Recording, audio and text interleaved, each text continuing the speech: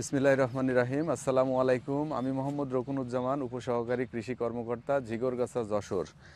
আজকে আমরা একটা ধানের আলে ফুল চাষ অর্থাৎ ইকোলজিক্যাল ইঞ্জিনিয়ারিংয়ের একটা প্রদর্শনীতে দাঁড়ায় রয়েছি। এখানে আল ফসল হিসাবে আমরা ফুলের চাষ করেছি। যেখানে আছে আমাদের গাঁদা এবং কসমস ছিল।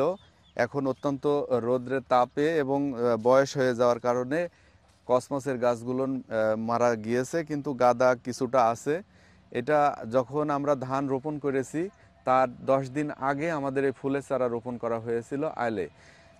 এটা করার একটাই কারণ, সেটা হলো আমরা বাঙালি প্রতিনিয়ত খাবার খাচ্ছি, ফল সবজি যেগুলো বিষমুক্ত খাচ্ছি, কিন্তু আমাদের বাঙালিদের প্রধান খাদ্য ভাত। আমরা 3 বেলা ভাত না খেলে আমাদের পেট ভরে না। এই ভাতটা কিভাবে বিষমুক্ত রেখে আমরা ভক্ষণ করতে পারবো বা খেতে পারবো, সেই বিষয়গুলো মাথায় নিয়ে পাশাপাশি হলো জীব বৈচিত্র্য অর্থাৎ ইকোসিস্টেমটাকে হাতে রেখে জীব বৈচিত্র্য সংরক্ষণের মাধ্যমে আমরা ধান চাষ যদি করতে পারি, তাহলে আমরা বিষমুক্ত সবজি ফলের পাশাপাশি ভাতটাও বিষমুক্ত খেতে পারবো। সেই আলোকে আমরা ফুল গাছ লাগাইছিলাম। এখানে আমরা যা দেখেছি যে পুষ্প মধু, প্রত্যেকটা ফুলেই মধু থাকে, তার মধ্যে যে ফুলগুলোনে পুষ্প মধু বেশি থাকে সেই ফুলগুলো আমরা এখানে লাগাইছি। তার মানে হলুদ এবং কমলা রঙের যে ফুলগুলো, এই ফুলগুলোনে পুষ্পমধুর সংখ্যা বেশি থাকে। এই পুষ্পমধু বেশি থাকলে উপকারী যে পোকাগুলো আছে, উপকারী পোকামাকড় সেই ফুলে বাসা বাঁধে এবং পুষ্পমধু আহরণ করে বা তারা ভক্ষণ করে থাকে। পাশাপাশি এই ক্ষতিকর পোকাও এদের কাছাকাছি কিছুটা আকৃষ্ট হয়। এই উপকারী পোকা এই ফুলে বাসা বাঁধার কারণে ক্ষতিকর পোকাকেও ধরে ধরে খাওয়া শুরু করে। বিশেষ করে ধান চাষ করব, মাজরা পোকা নিধন করব না, এটা কৃষক কখনোই মানতে পারে না।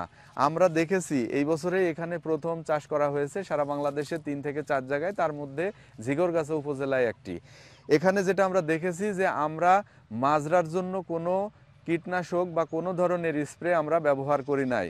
আমাদের কৃষকদের সাথে আপনারা কথা বললে বা কৃষকদের সাথে যোগাযোগ করলে তারা একই কথা বলবে। আমরা এখানে শুধুমাত্র ব্লাস্ট যেন না লাগে, এখানে আমাদের যে ধানের জাতটা দেওয়া আছে বৃধান 50 অর্থাৎ বাসমতি ধানে সবচেয়ে বেশি পোকা এবং রোগের আক্রমণ হয়। আমরা শুধু যেন ব্লাস্ট না হয় সেজন্য একটা ব্লাস্টের নাটিভ ইউজ করেছি। পাশাপাশি আমার লক্ষ্মীর গুঁড়ো যেন না লাগে ধান পাকা অবস্থায়, সেজন্য আমরা একটা ছত্রাকনাশক ব্যবহার করেছি। মাশাল্লাহ, আমরা এখনো পর্যন্ত লক্ষ্মীর গুঁড়ো দেখতে পাই নাই এবং আশা করি দেখতে পাবো না। আমার 2 একর জমিতে এই প্রদর্শনী স্থাপন করা ছিল, যার অর্ধেকটা আইপিএম মেথডে অর্থাৎ ইকোসিস্টেম মেথডে, আর বাকি অর্ধেকটা আমার নন আইপিএম অর্থাৎ কৃষক পদ্ধতিতে সেটা চাষ করা হয়েছিল। যেটাতে আমরা নেট সুইপ মানে নেটের মাধ্যমে, হ্যান্ড সুইপিংয়ের মাধ্যমে আমরা দেখেছি মাঝে মধ্যে আমরা এটার ট্রায়াল নিতাম এবং পোকা সংগ্রহ করতাম। সেখানে আমরা সুইপের মাধ্যমে উপকারী কিছু পোকামাকড় পেতাম আমার ধানের জমিতে, কিন্তু ক্ষতিকর পোকা এ পর্যন্ত এখানে আমরা কখনোই পাই নাই। এবং যেটা আশ্চর্যের বিষয় হলো যে যেটা নন আইপিএম অর্থাৎ কৃষক পদ্ধতি, সেটাও এই ফুলের আইলের সাথে থাকার কারণে আইলের কাছাকাছি অর্থাৎ কয়েক শতক জমিতে সেখানেও কোনো ক্ষতিকর পোকা আসে নাই। একটু দূরে গেলে সেখানে আমরা আবার ক্ষতিকর পোকা পেয়েছি। তার মানে আমরা যে উদ্দেশ্য নিয়ে এখানে ধানের আইলে ফুল চাষ করাইছিলাম সেটা সফল হয়েছে। তো আমরা এইটা কৃষক পর্যায়ে এবছর 2 একর জমিতে আবাদ করাইছি। আগামী বছর আমাদের কৃষকরা যারা এখানে চাষ করেছেন তারা ব্যক্তি উদ্যোগেও করবে। পাশাপাশি আমরা কৃষি সম্প্রসারণ অধিদপ্তর থেকে তাদেরকে সহযোগিতা করব যে তারা যেন এইভাবেই পদ্ধতিটা অবলম্বন করে। এটা যদি আমরা সারা বাংলাদেশে ছড়াই দিতে পারি আপনাদের মাধ্যমে, তাহলে প্রত্যেকেই যদি এই সামান্য ফুল লাগায়ে বিষ মুক্ত রেখে ফসল ফলাইতে পারে, তাহলে সেটা আমাদের সবার জন্যই মঙ্গল। আমাদের দেখেন ধানের ফলন কিন্তু যথেষ্ট হয়েছে। আমাদের হয়তো আর 1 সপ্তাহের মধ্যে ধানটা কর্তন হবে। তো এই ফুলটা এতদিনে থাকার কথা না, এই সময় কোনো পোকা লাগে না।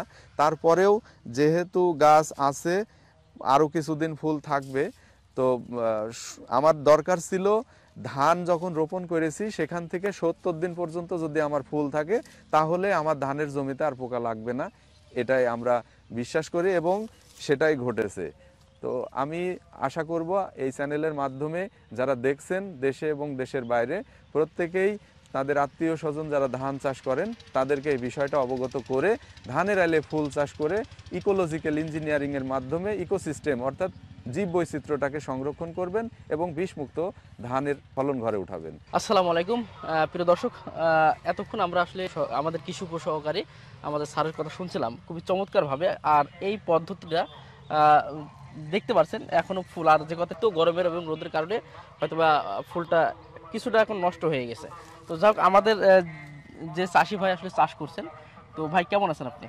আল্লাহর রহমতে ভালোই আছি, আপনি কেমন আছেন? জি আলহামদুলিল্লাহ। তো এই যে পদ্ধতিতে চাষ করলেন ধান, এটা তো আসলে প্রথম আপনি চাষ করলেন। হ্যাঁ, প্রথমেই করা হয়েছে বছর। হ্যাঁ, সেক্ষেত্রে রেজাল্ট, ধানের রেজাল্ট থেকে শুরু করে বা কেমন মনে হচ্ছে আপনার কাছে? আর আমার কাছে তো মনে হচ্ছে যে সিস্টেমটা ভালো, আর আমি নিজেই স্প্রে দিইনি তো একবারও, তা তো পোকামাকড় লাগেনি। জি, নিজেই প্রমাণ। ফলন আশা করা যায় খুবই ভালোই হয়েছে, সমস্যা নাই। তো এখন ইচ্ছা কি আছে আপনার, কি ভবিষ্যতে আসলে এই ধরনের? আমি তো এবার আগামীতেই প্রদর্শনী নেবো নিজেই করবেন? জি জি। আর দূর দূরান্ত থেকে অনেকে তো আসছে বা তারা দেখছে যে হঠাৎ করে যে আলের পাশে ফুল, ফুলের পাশে আছে আপনার ধান চাষ হচ্ছে, তো অনেকের কৌতূহলবশত তো অনেকে তো আসলে অনেকে অনেক কথা বলিছে। হ্যাঁ, কিন্তু ওই বলি দিছে আর কি যে এই আছে প্রদর্শনী, মানে পরীক্ষার জন্য আর কি এটা করা, কিন্তু পরীক্ষায় সাকসেসই হয়েছে। আমরা সাকসেস হয়েছে। হ্যাঁ, কোন রকম কোনো পোকামাকড় আক্রমণ আমরা দিই না এক কথাই। এখন অন্য অন্য ধানে দেওয়া লেগেছে, এতে তো লেগলো না, তাহলে প্রমাণ পেয়ে গেলাম। আচ্ছা, সেক্ষেত্রে আরেকটা বিষয়, ছোট্ট বিষয় যদি আমি এখানে একটু করি, যে আসলে এই যে ফুল গাছ তো আহামরি দাম না। হ্যাঁ, সেক্ষেত্রে আপনার স্প্রে, আর সবচেয়ে বড় কথা বিষমুক্ত, আমরা একটা যেটা আসলে প্রধান খাদ্য বাংলাদেশের আসলে ভাত, সেটা কিন্তু আসলে সেই ধানটাই কিন্তু আমরা বিষমুক্ত করতে পারছি এই পদ্ধতিটা অনুসরণ করে। ফেরোমন ফাঁদও দিয়েছিলাম, কিন্তু অত পোকা পড়িছে, কিন্তু সে মানে ফুলির কারণে সে হারে পড়িনি, মানে মোটামুটি নেই বললেই চলে। হ্যাঁ, মানে ফুলেই ডেভেলপ হয়েছে বেশি। তো প্রিয় দর্শক, মোটামুটি আমাদের চাষি ভাইয়ের কাছে শুনলাম যে সকলে আমাদের কৃষি উপসহকারী কর্মকর্তা যারা আছেন তারা আসলে খুব চমৎকারভাবে কিন্তু এই বিষয়টি আপনাদেরকে তুলে ধরেছেন। আর সবচেয়ে বড় কথা যে এই বিষয়টি আপনারা সবাইকে শেয়ার করবেন, কারণ একটি কথা যেটা বললো যে আসলে মানুষের প্রধান খাদ্য কিন্তু আমাদের ভাত, বিশেষ করে বাংলাদেশের জন্য। আর এই ভাতটা যে আসলে আমরা বিষমুক্ত করতে পারি, সেক্ষেত্রে সবার জন্য কিন্তু আসলে খুবই উপকারী। তো এটা অবশ্যই সবার জন্য শেয়ার করবেন, যাতে এই বিষয়টা সবাই যেন জানতে পারে, বুঝতে পারে, এবং আগামী দিনে তারা যেন এইভাবে যেন চাষ করে। স্যার, আরেকটি কথা বলবো, আসলে এটা কি সব ধানের জন্যই মোটামুটি? এটা যে কোনো ধানের জাতের জন্য করা যাবে, সব সময়ের জন্য। এটা আমরা দেখছি যে সেক্স ফেরোমন ফাঁদ এখানে দিয়েছি আমরা, ধানেরও লিওর দিয়েছিলাম, পাশাপাশি সবজির লিওর দিয়েছিলাম। তো ধানের যে পোকাগুলো মাজরা থেকে শুরু করে ওইটা পড়ে নাই এখানে।